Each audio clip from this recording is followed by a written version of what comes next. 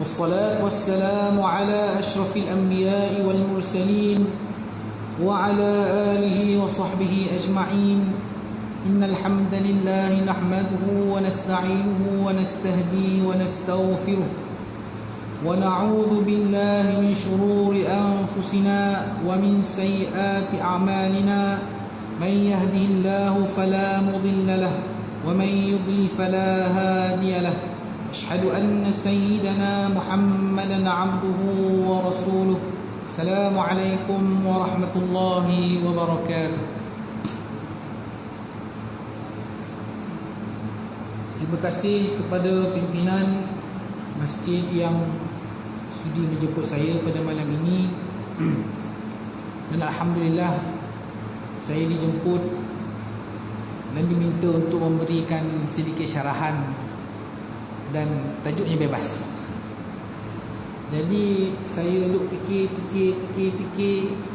InsyaAllah pada malam ini saya akan berkongsi dengan tuan-tuan berkenaan dengan mazhab. Tuan-tuan, pada hari ini banyak polemik. Macam mana pada zaman sekarang ini, dengan zaman kemajuan teknologi, dengan ramainya manusia, dengan banyaknya muncul masalah-masalah baru, adakah masih dikatakan relevan ikut mazhab? Jadi tuan-tuan, kita nak cerita pasal tu panjang sangat. Jadi kita berkenalan dulu dengan mazhab. Tuan-tuan, kadang-kadang tuan-tuan pernah bertanya kan? Ustaz, apa hukum sekian? Ustaz tu cakaplah, menurut mazhab ni, menurut mazhab itu, dah tuan pun tak faham. Banyak pula kan? Okay. Jadi tuan-tuan, kita cerita pasal mazhab. Okay. Mazhab ini dari sudut bahasanya bererti jalan. Dalam istilahnya adalah secara umumnya digunakan untuk dua tujuan, daripada sudut akidah dan dari sudut fiqh. Ada mazhab-mazhab ini maknanya satu tempat yang mana kita nak pergi, itu tempat tuju dia. Jadi tuan-tuan, mazhab ini dalam keras agama Islam ni ada semua. Maknanya ada mazhab akidah, kemudian ada mazhab fiqh. Okey. Kenapa tuan-tuan muncul ni mazhab ni tuan-tuan? Okey. Kita ni orang Islam. Kita wajib mentaati ajaran Al-Quran dan As-Sunnah. Okay? Tetapi tuan-tuan, kita ni orang Melayu. Orang Melayu. Orang Melayu yang daripada Kochi, kita cakap Melayu. Bercakap dengan dialek Negeri Sembilan. Okay? Orang Nagori adalah dialek, ada dialek Kelantan, ada macam-macam dialek lah, dialek Perak ada. Tapi kita punya dialek ni agak top jugalah. Boleh buat filem pun semua. Dulu masa saya kecil-kecil dulu tuan-tuan, saya duduk bandar Seremban lah, bandar raya sana. Saya dapat masuk ke sekolah asrama umur 13 tahun, asrama penuh lah. Tiba-tiba balik tu mak ayah saya cakap, apa kau ni dah berubah? Mak saya cakap bahasa standard. Apa? Macam mana kau ni boleh cakap bahasa Negeri Sembilan ni? Mari kita bercampur dengan orang cakap Negeri Sembilan. Jadi kecil sama besar tuan-tuan. Lepas tu ada pula kerajaan buat dasar bahasa Inggeris kan. Tapi dulu buat dasar ke Jepun tak, kita belajar bahasa Jepun tu. Jadi susah bahasa Jepun. Anak-anak muda pula suka K-pop, lagi susah bahasa Korea. Jadilah bahasa Inggeris kan. Tapi tuan-tuan, Al-Quran ini dia bahasa apa? Dia bahasa Arab. Jadi bila bahasa Arab tu tuan-tuan, kau sepanjang umur hidup kan, kalau kita dapat faham Fatihah dengan bacaan dalam solat tu handa ke. Sebab apa tuan-tuan? Sebab kita bukan orang-orang yang bercakap dalam bahasa Arab, yang memahami bahasa. Jadi tuan-tuan, tapi kita pun tak kurang buka pakar. Tuan-tuan, ini sejak pengislaman tanah Melayu ini, daripada dulu lagi sampai sekarang, tuan-tuan, kita ada pakar setiap zaman. Dan akidah kita ni akidah ahli sunnah wal jamaah yang berasaskan daripada yang dirumuskan oleh Imam Abu Hasan al-Asy'ari dan Abu Mansur al-Maturidi ini, telah menjaga akidah umat ini zaman berzaman. Daripada zaman tuan-tuan, dari zaman kejatuhan Melaka sampai kita ni kena jajah tuan-tuan kita kena jajah dengan Portugis, kita kena jajah dengan British, kita kena jajah dengan Jepun, British balik. Tapi apa yang ajaibnya tuan-tuan, orang kita tak murtad tuan-tuan. Orang kita tak ikut agama dia bawa. Jadi tuan-tuan, kenapa? Bagaimanakah benda itu boleh berlaku tuan-tuan? Kerana konsep bermazhab itu sendiri. Ni. Jadi orang Islam ni tuan-tuan, ada mereka yang dapat mengkaji dan mereka yang memahami secara terus nas-nas Al-Quran dan Sunnah dan mampu mengeluarkan hukum daripadanya. Itu orang pandai kan? Nah? Dia ni memang pekaji. Seumur hidup dia belajar. Dia tak ada buat kerja lain, dia belajar. Walaupun dia cakap Melayu, tapi dia belajar bahasa Arab. Dia pergi merantau ke negara Arab untuk mencari. Dan kemudian mereka mampu mengistinbat hukum, mereka mampu menggali hukum hakam, mereka mampu memahami nas. Kemudian mereka yang tidak dapat mengkaji dan tidak mampu mengeluarkan hukum daripadanya, ma'is muka pun dia tak faham, ana pun dia tak faham. Bila jumpa orang Arab gelabah, dia cakap pula bahasa Inggeris dengan orang Arab tu pening. Orang Arab pun tak pandai bahasa Inggeris. Jadi dah macam ayam mengitik je. Jadi tuan-tuan, mereka ni tak dapat mengaji. Tuan-tuan baca.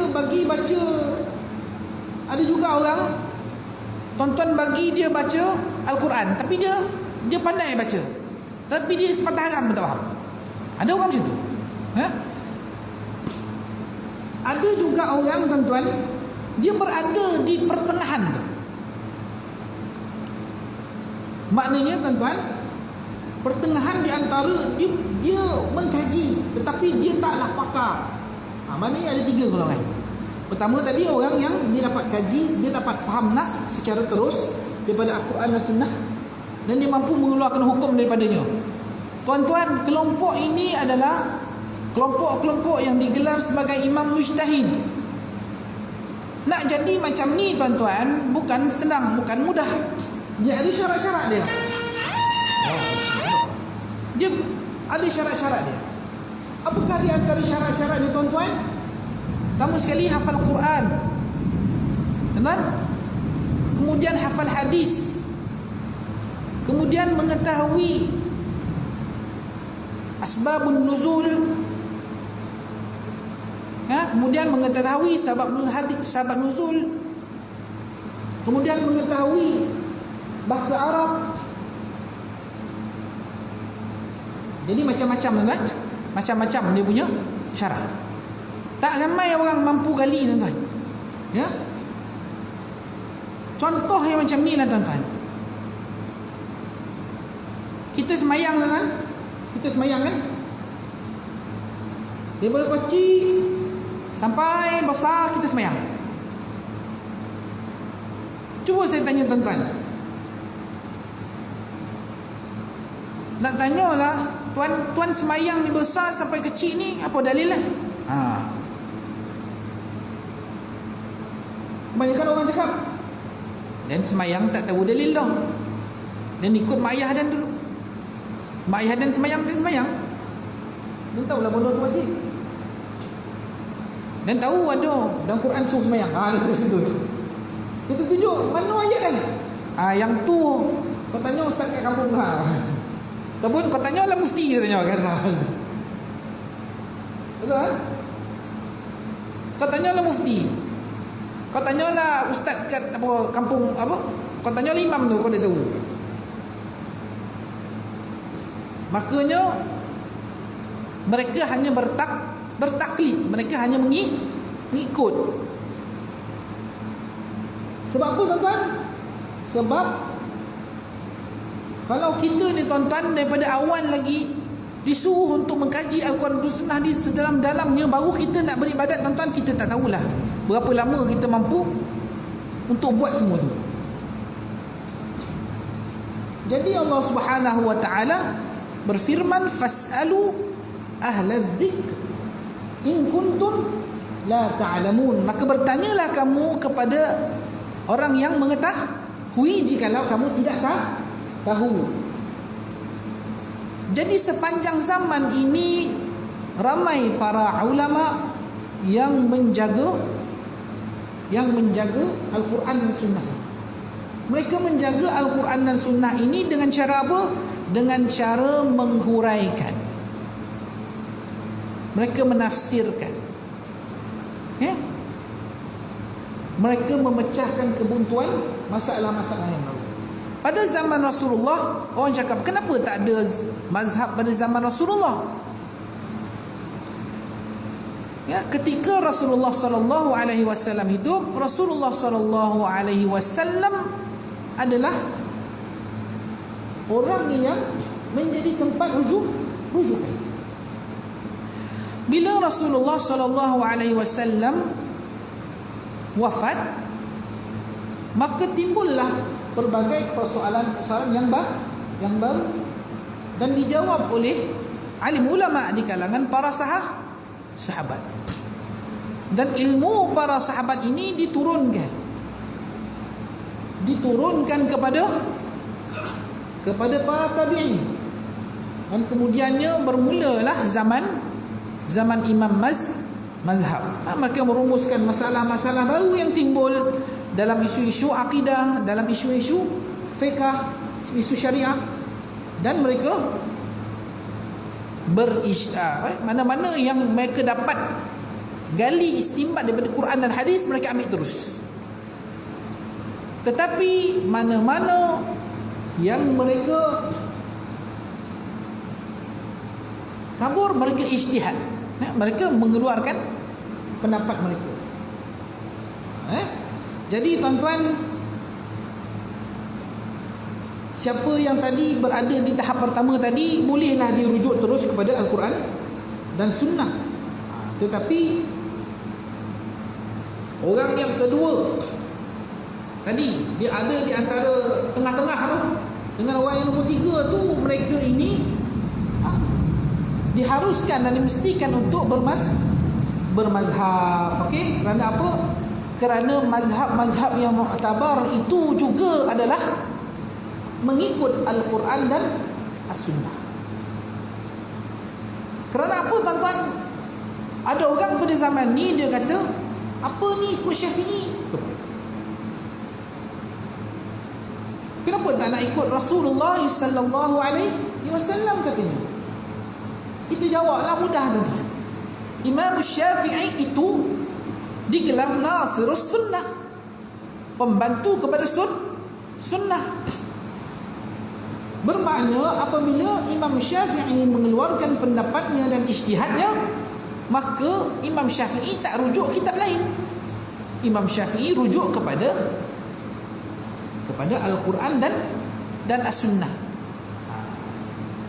Jadi, dan kemudian mazhab-mazhab yang empat ni yang muktabar ini, mazhab Hanafi, Syafi'i, Hambali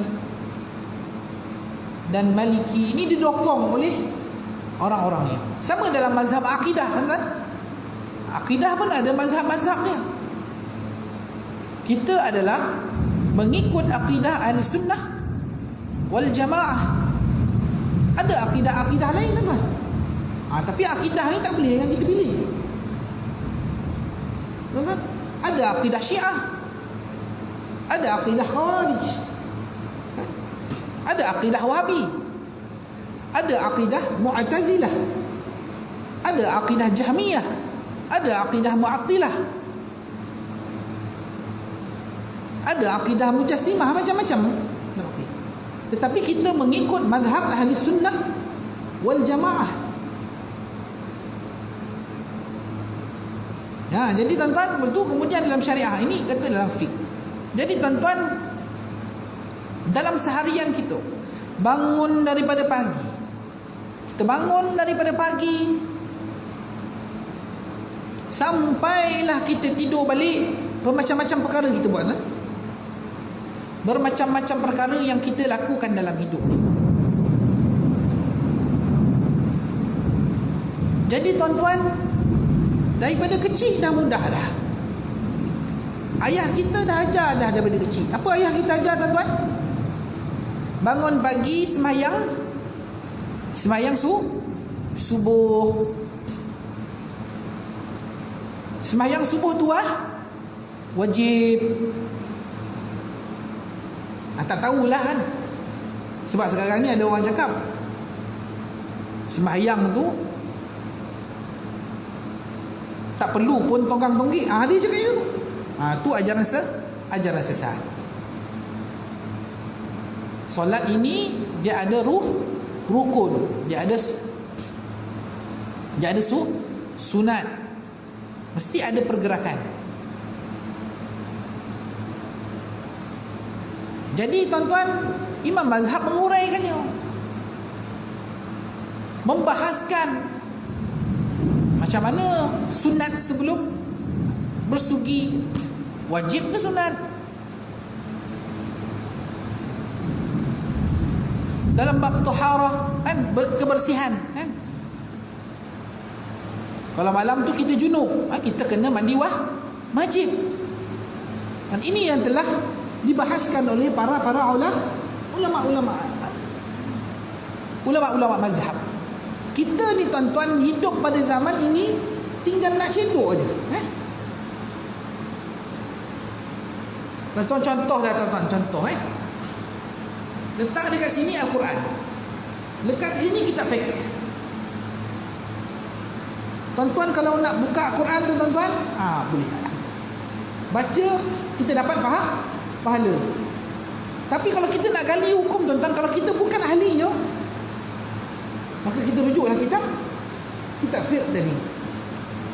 Kita buka buku, kan, fiqh manhaji contoh, ataupun kitab Matla' Badrain, kita baca kat situ. Jadi zaman berzaman Islam ini daripada 1400 tahun ini dijaga oleh ulama-ulama yang bermacam-macam. Ramai para ulama ini yang sepanjang hidup mereka, ulama-ulama mazhab ini, sepanjang hidup mereka jaga Al-Quran, mereka belajar. Kerana apa, tuan-tuan? Kerana mereka nakkan Al-Quran ini ilmunya sampai kepada generasi-generasi yang akan datang. Dia kadang-kadang ayat Al-Quran itu ada yang jelas, ada ayat Al-Quran itu yang tak jelas, samar-samar masuk dia. Macam mana kita nak faham? Jadi inilah dia tugas-tugas yang telah dipikul oleh ulama-ulama pada zaman salaf. Apabila merujuk kepada salaf, dia adalah merujuk kepada 3 kurun terbaik. Ini zaman sahabat, zaman tabi'in, zaman tabi'ut tabi'in. Kan ada setengah ulama mengatakan sampai tahun 500 Hijrah. Tetapi nak ceritanya adalah tuan-tuan, ketika itu bukanlah senang untuk memahami Al-Quran ini. Mereka berusaha dengan kesungguhan ilmu mereka. Imam Syafi'i tuan-tuan, umurnya 9 tahun dia hafal Quran. Tuan-tuan kalau ada anak umur 9 tahun, tuan-tuan tengok dia buat apa. Cakar sana, conteng sini, manjat sana, manjat sini kan. Imam Syafi'i umur 9 tahun dah hafal tak. Kemudian mereka ini ada sifat yang soleh. Kemudian mereka ini ada sifat yang wara'. Mereka ini juga kuat beribadah. Mereka juga adalah orang yang takwa, orang yang zuhud. Kita ni tuan-tuan, ambil je hasil usaha mereka itu, kita gunakan. Tak payah nak tahu-tahu susah apa perkara yang membatalkan solat. Tuan-tuan buka Sahih Bukhari, beribu-ribu hadis. Macam mana tuan-tuan nak tahu hukum dalam satu benda yang perkara yang khas? Inilah dia tugas-tugas para ulama mazhab. Sebab tu tuan-tuan, pada zaman ini apabila ada orang mengatakan bahawa mereka tidak ikut mazhab, mereka sebenarnya bukan tidak ikut mazhab, tetapi mereka ikut imam yang mereka suka. Ini kelompok-kelompok yang menamakan diri mereka kelompok Salafi, sebenarnya Wahabi. Mereka ini cuma suka apa tuan-tuan? Suka kata yang kita ini tak boleh ikut imam mazhab, kena ikut Quran sunnah terus. Imam mazhab tu tuan-tuan ikut Quran sunnah lah. Ikut Al-Quran dan sunnah. Tetapi tuan-tuan, ijtihad mereka itu boleh dikembangkan. Kita ada banyak masalah yang baru. Apa contoh-contoh masalah yang baru tuan-tuan pada zaman ini? Mesti ada timbul masalah-masalah yang baru. Sebab tuan-tuan, berlakunya perubahan zaman. Dulu orang naik unta, sekarang orang naik kereta. Dulu orang berubat dengan dukun, sekarang orang berubat dengan doktor. Saya sendiri belajar tuan-tuan, mereka bertanya soalan yang sampai sekarang pun saya tak dapat jawab juga. Ada soalan-soalan alaf baru ni agak sukar. Contoh apa tuan-tuan? Contohnya, sekarang ni ada teknologi. Dulu kita nak makan daging macam ni tuan-tuan. Kita nak makan daging, kita pergi beli dekat penjual daging. Penjual daging belilah lembu. Kita kenal lah. Tu Pak Mat lembu tu, dia jual daging. Kita pergi kat daging. Tuan-tuan, baru-baru ni saintis DNA ni, dia boleh buat kaedah baru. Apa kaedah tuan? Dia biarkan daging je. Tuan. Tak payah bulu lembu ni. Bulu lembu ni masalah kan. Saya baru ni pergi rantau, duduk dengan imam kat rantau. Kau apa? Lembu ni sepah-sepah betul dalam depan rumah tu. Sepah-sepah lembu teman-teman. Jadi ialah sebab orang nak berniaga dan ada keperluan makanan untuk orang ramai. Tapi tuan-tuan, zaman ni tuan-tuan, syarikat besar tu tuan-tuan, macam mana dia orang nak keluarkan daging dalam tempoh yang besar. Jadi dia orang ada yang buat ternak daging dia ternak. Susah, tanya hukum. Tanya mana? Sebab apa? Sebab pada zaman ini, zaman dahulu tidak berlaku benda tersebut. Jadi dia memerlukan kepada ijtihad yang baru. Jadi tuan-tuan, zaman berzaman apabila ada zaman Rasulullah, para sahabat, para salafus soleh ini jumpa Rasulullah, ada masalah semua jumpa Rasulullah sallallahu alaihi wasallam. Apabila wafatnya Rasulullah sallallahu alaihi wasallam, mereka berpindah kepada para sahabat. Sahabat-sahabat ni ada yang alim. Di antaranya Ibnu Mas'ud, antaranya Muaz bin Jabal, antaranya Sayyidatina Aisyah isteri Rasulullah sallallahu alaihi wasallam itu sendiri. Dan ilmu mereka ini diambil. Segala penerangan tentang Al-Quran yang diambil daripada mereka. Kerana apa? Mereka ini bertemu langsung dengan Rasulullah sallallahu alaihi wasallam. Dibawa pula mereka itu, ilmu-ilmu mereka itu diajar pula kepada para tabi'in. Mana zaman selepas sahabat. Daripada para tabi'in itu mereka pergi ke tabi'in dan kemudian mereka terus ke para ulama. Para ulama ni terus jaga ilmu. Ramailah. Awal-awal dulu ada mujtahid salaf, orang panggil dia mujtahid. Kelompok-kelompok yang mengeluarkan ijtihad di kalangan para salaf. Antaranya adalah Imam Sufyan bin Uyainah di Makkah, Imam Sa'id bin Al-Musayyib di Madinah, Imam Malik bin Anas di Madinah, mazhab Maliki. Kemudian Imam Asy-Syafi'i di Mesir, Imam Laits bin Sa'ad di Mesir, Imam Al-Hasan Al-Basri di Basrah. Basrah ni sekarang Iraq. Imam Sufyan As-Sauri di Kufah, Imam Abu Hanifah di Kufah, Imam Ibnu Shubrumah di Kufah, Imam Ahmad bin Hanbal di Baghdad, Imam Abu Thawr di Baghdad, Imam Daud Al-Zahiri di Baghdad, Imam Ibnu Jarir At-Tabari di Baghdad. Imam Ibnu Jarir At-Tabari ini terkenal dengan tafsir. Imam Ishaq bin Rakhawah, Imam Ishaq lah di Naisabur, Imam Al-Auza'i di Syam, dan Imam Ibnu Mubarak di Khurasan. Ia kan boleh dikatakan selepas kurun ketiga hijrah, hampir semua para ulama yang datang kemudian hanya bermazhab dengan mazhab imam-imam mujtahid. Bermakna tuan-tuan, ulama-ulama yang datang selepas itu, mereka ini juga bermazhab. Mereka bermazhab dengan zaman yang sebelum. Kerana apa? Ini kerana kemampuan yang makin berkurangan di kalangan para ahli ilmu, serta kejelasan usul mazhab yang telah disusun oleh imam-imam tersebut, serta faktor-faktor yang lain.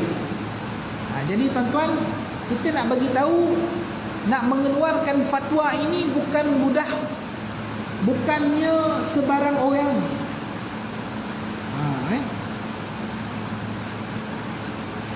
Mereka perlulah dikeluarkan oleh orang-orang yang betul-betul mempunyai himmah yang tinggi terhadap ilmu. Mereka yang telah diketahui memang ahli dan pakar dalam ilmu agama. Mereka ini tahu latar belakang pendidikan dia. Mereka berguru. Itu paling penting, berguru. Sebab apa tuan-tuan? Sebab ada pula zaman ni tuan-tuan mengaku apa tuan-tuan? Mengaku dapat ilmu terus daripada Allah Subhanahu wa ta'ala. Memang ada dalam kisah-kisah menceritakan tentang ilmu laduni ni, ilmu dapat terus di Allah Subhanahu wa ta'ala ni. Tetapi tuan-tuan, kalau ia berlaku pada zaman ini, tuan-tuan, agak sukar untuk kita terima. Kerana ilmu itu telah diajar berkurun-kurun bersanad pengguru. Kita belajar mazhab Imam Syafi'i dengan guru kita. Guru kita belajar sampai ke sanad kita Rasulullah sallallahu alaihi wasallam. Ilmu kita itu jelas. Ada jalan dia, ada turun dia, kita faham. Jadi tuan-tuan, selepas zaman kurun ketiga hijrah, ulama-ulama yang datang kemudian itu pun bermazhab dengan ulama-ulama yang sebelum. Okay. Jadi tuan-tuan, kita bermazhab ini adalah kita memilih keputusan dan kefahaman terbaik dalam isu-isu atau hukum-hukum furu', ini hukum-hukum cabang. Bukan usul tuan-tuan. Tiba-tiba ada orang datang, dia kata apa? Sebenarnya solat ni bukan 5 waktu tapi 6 waktu. Tak boleh ikut juga. Sebab solat 5 waktu ini telah ijma' para ulama. Okay? Berdasarkan dalil-dalilnya yang berbentuk zanni, terutamanya Al-Quran dan Sunnah, serta melalui kaedah-kaedah pendalilan yang terbaik menurut pandangan ijtihad mereka. Maknanya tuan-tuan, dalam banyak-banyak tu dia yang paling handal, dia yang paling kita tahu. Jika bukan kerana ini, maka tidak ada makna yang bermazhab. Hukum-hukum yang sudah jelas dan berbentuk qat'i tidak termasuk dalam persoalan mazhab, seperti hukum berwudu, hukum berwudu, bilangan waktu salat, bilangan rakaat salat, wajib bertaubat, haram mencuri dan seumpamanya.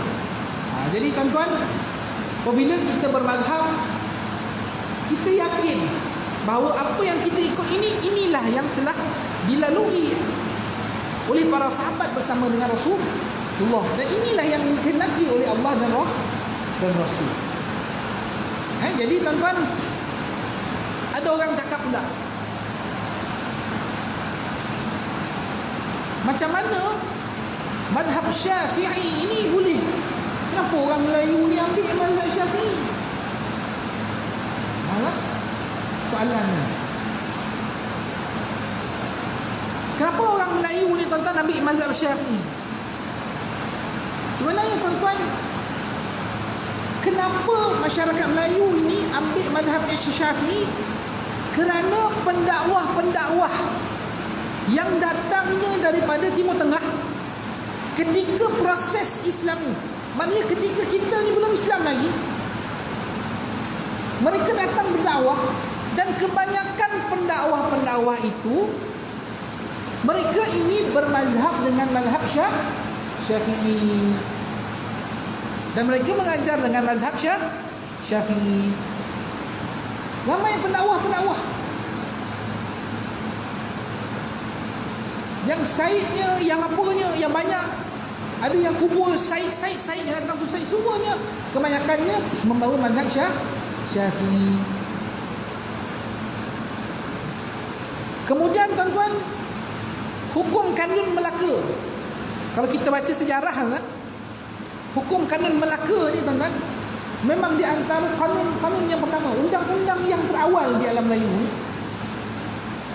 di mana hukum dan kanun tersebut mereka merujuk kepada mazhab Syafi'i.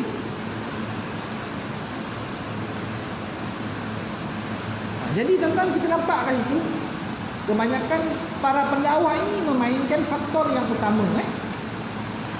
Jadi tuan-tuan, tapi bukanlah kita kata ada 4 mazhab je. Sebenarnya mazhab ni banyak tuan-tuan. Tetapi kita nak kata 4 mazhab yang mu'tabar ini mazhab Imam Abu Hanifah, Imam Hanafi, mazhab Imam Malik bin Anas, Imam Maliki, mazhab Imam Asy-Syafi'i, dan mazhab Imam Ahmad bin Hanbal. Mereka ini diwarisi dengan sanad.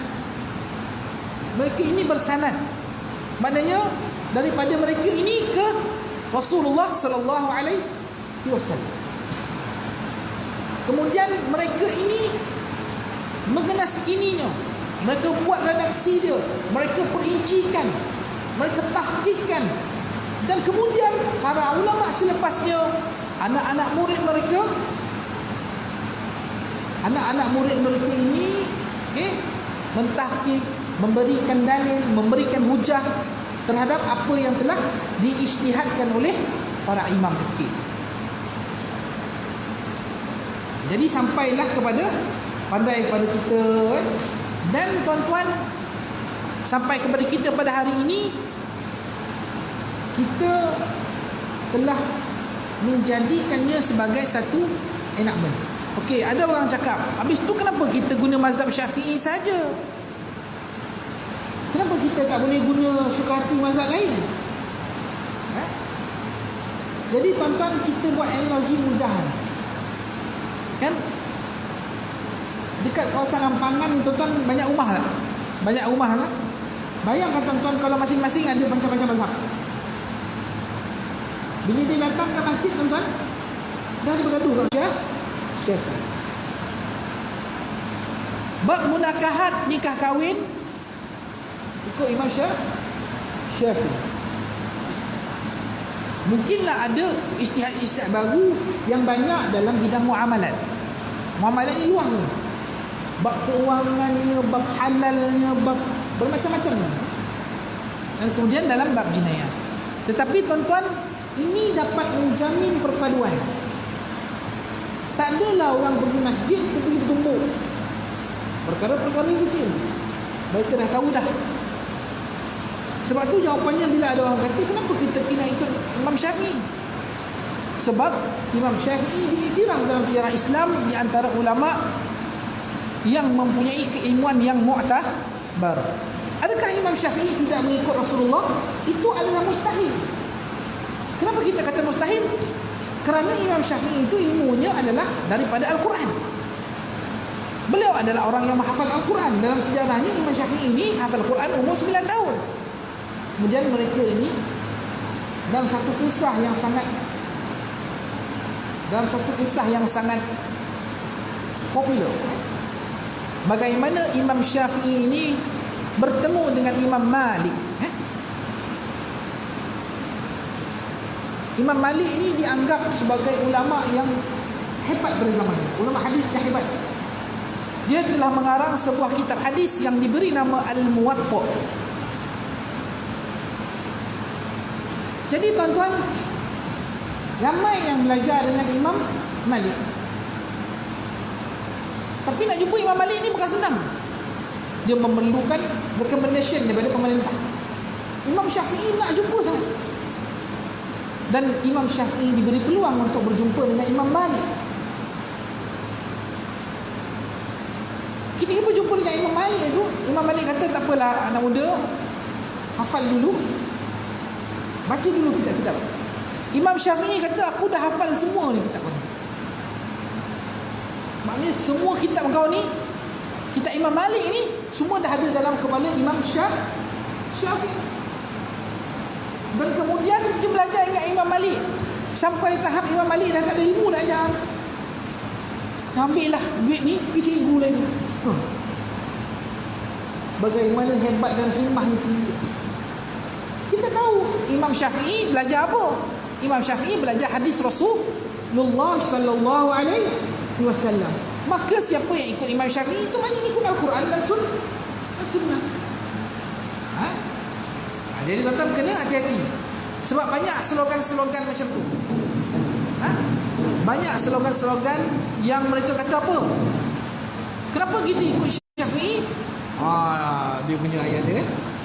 Kenapa kita ikut Imam Syafi'i? Kenapa kita tak ikut Rasulullah terus? Tuan-tuan. Jadi tuan-tuan, Al-Quran itu dah ada. Jadi tuan-tuan, ulama dah ada, kita dah ada undang-undang. Tapi bukan yang bermaksud kita zaman ni terlalu taksub mazhab sampai tak boleh keluar pula dari mazhab. Ada tuan-tuan. Kalau dalam enaman kita tu ditulis sini tau, ahli jawatan kuasa fatwa secara dasarnya perlu mengeluarkan hukum berdasarkan mazhab Syafi'i. Melainkan terdapat beberapa perkara yang mana yang melibatkan kemaslahatan umat. Contohnya pendapat dalam mazhab Syafi'i itu mungkin terlalu berat atau ketat. Jadi pihak jawatan kuasa fatwa dia boleh pilih muktamad daripada mazhab Hambali, atau muktamad daripada mazhab Hanafi, atau muktamad daripada mazhab Maliki. Ini bermakna inilah dia keluasan mazhab. Kita tak taksub mazhab, tetapi kita menjadikan mazhab ini sebagai perpaduan supaya umat manusia kita dapat jadikan keilmuan ini bukan untuk bergaduh tetapi untuk berpadu, supaya apa? Orang Islam kuat dan orang Islam dapat kembali beramal dan beribadah dengan tenang. Jadi tuan-tuan, Kita cerita sikit pasal mazhab Syafi'i lah. Mazhab Syafi'i dia ada metodologi usul yang cukup kuat. Dia ada kaedah-kaedah dia dan susunan hukum yang cukup sistematik dan lengkap. Juga mempunyai tokoh-tokoh besar yang cukup handal. Handal tu apa? Di bawah mazhab Syafi'i ini, yang bermazhab Syafi'i ini juga ada imam-imam yang handal. Siapa nama di antaranya? Imam Al-Baihaqi, Imam Al-Hakim Al-Naisaburi, Imam Khatib Al-Baghdadi, Imam Haramain Al-Juwaini, Imam Al-Ghazali sendiri. Anda Imam Ghazali.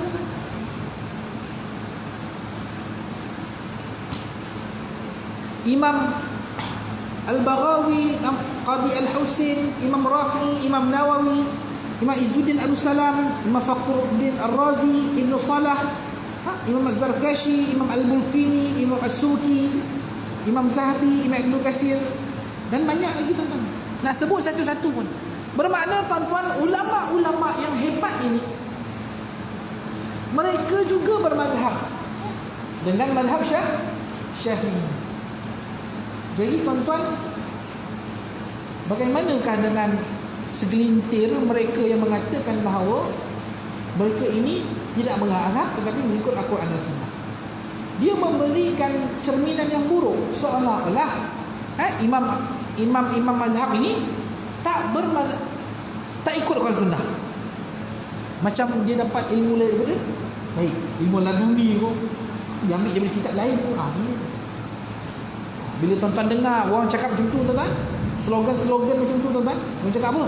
Kita tak ikut imam mazhab, kita ikut Al-Quran Sunnah terus.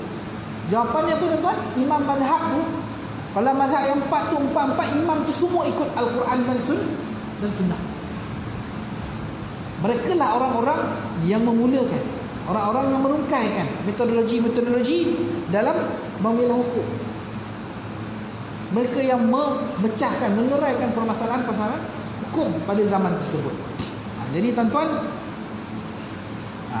walaupun ada perbezaan, jadi tuan-tuan nak cerita ni tuan-tuan, oleh kerana mazhab para orang-orang alim-alim ulama kita yang datang mengislamkan masyarakat kita pada zaman dahulu, mereka ini dah ajar dah akidah ni mazhab dia, akidah ahli sunnah wal jamaah. Jangan ikut ni Syiah ni, jangan ikut Khawarij ni, jangan ikut Mu'tazilah ni, jangan ikut ni Jahmiyah ni, jangan ikut Mu'attilah ni, jangan ikut. Ikut apa? Ahli sunnah wal jamaah.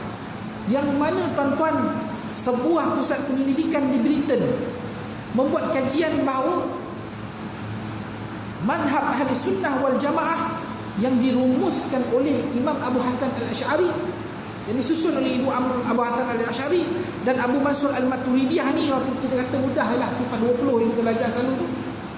Tuan-tuan, mereka ini mewakili umat Islam hampir 90%. Maknanya apa tuan-tuan? Yang mazhab yang sesat-sesat tu adalah mazhab minor. Ada ajaran sesat tu pula, dia kata dia ahli sunnah tapi jamaah hilang. Bukan jamaah, dia kata dia ahli sunnah. Hati-hati. Itu dalam bidang akidah. Kemudian dalam bidang syariah, kita bermazhab dengan mazhab Syafi'i. Nanti kita tidak menafikan kehebatan mazhab lain. Jadi tuan-tuan, kalau ada apa-apa soalan, boleh buka tentang mazhab ni tuan-tuan. Saya seorang mencoloteh yang tuan-tuan tak tahu, tak faham lah apa. Jadi kita nak bagi tahu tuan-tuan, kita pun ada undang-undang dan majoritinya undang-undang di alam Melayu, bukan kata di sini, di alam Melayu. Maknanya merangkumi kawasan-kawasan Thailand, merangkumi kawasan-kawasan Brunei Darussalam, merangkumi Singapura, merangkumi Indonesia tuan-tuan. Di Asia Tenggara ni tuan-tuan, alhamdulillah kita adalah masyarakat Islam yang terbesar, besar, dan kita juga mempunyai pengurusan Islam yang sistematik dipandu oleh mazhab-mazhab ini. Jadi tuan-tuan tak susah dah. Nak jadi seorang Muslim yang sejati itu tak payahlah pergi Madinah lagi dah. Bolehlah kalau nak pergi haji. Tapi sekarang tu pergi haji pun tak boleh. Nak jadi seorang Muslim yang sejati ni tuan-tuan, dah dekat dah. Jabatan Mufti ada, Masjid Surau ada, pusat-pusat pengajian pun dah ada. Tinggal nak amal je lah. Dia ilmu ni banyak, tinggal nak amal. Tang amal tu yang ramai yang tu. Tang ilmu tu mungkin ramai yang belajar. Jadi tuan-tuan, kita kena tahu mazhab ini adalah sesuatu yang penting, satu metodologi yang telah disusun oleh para ulama daripada daripada kewafatan Rasulullah sallallahu alaihi wasallam sampailah ke hari ini. Kita yang mewarisi ilmu ini untuk apa? Untuk kita menjadi seorang mukmin yang sejati. Tak perlu lagi dah kita nak buka Al-Quran tu. Beribu-ribu like tuan-tuan. Kadang kita pun tak terbaca. Kita buka pula hadis, dah beribu-ribu pula hadis lah. Nak baca lagi tuan-tuan. Jadi kita baca, kita belajar terus hukum-hukum yang telah dirumuskan oleh para ulama. Saya mohon maaf jikalau ada terkasar bahasa ataupun tutur kata yang tidak elok. InsyaAllah kita jumpa lagi. Wabillahi taufiq wal hidayah. Assalamualaikum warahmatullahi wabarakatuh.